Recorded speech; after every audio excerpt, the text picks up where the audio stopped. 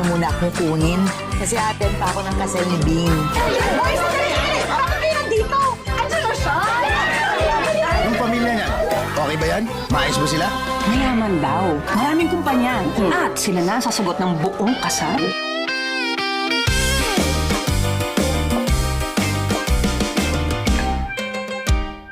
Gusto ko talaga magka-brothers. Ano kasi, only child ako eh. Nung nakita ka ng magulang mo, baka hindi na umulit.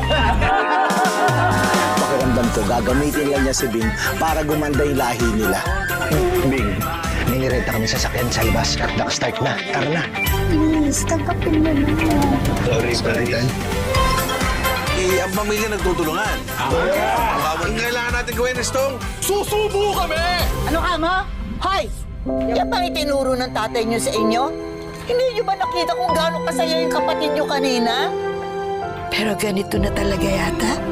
Pag tumatanda na tayo, parang hindi ka nakasama sa buhay nila.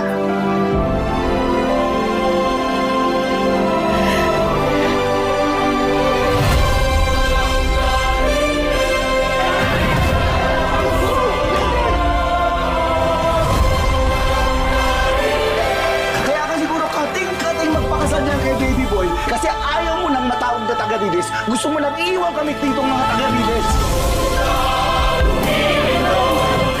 Talagang iniintay na lang nila na mawala tayo. Pag wala na tayo, tuloy ang buhay nila. Kevin? Miss na kita.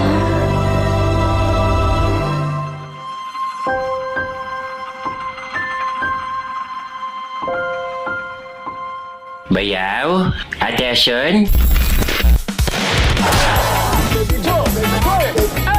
Na-trade good pa natin si Tito Richie. Bayaw! Alam naman natin na si Bing ang nagayuma. Nitong ating kapatid ni Zuma. Pag nanganak si Bing ng unggoy, at tunay na ama ay si Baby Boy!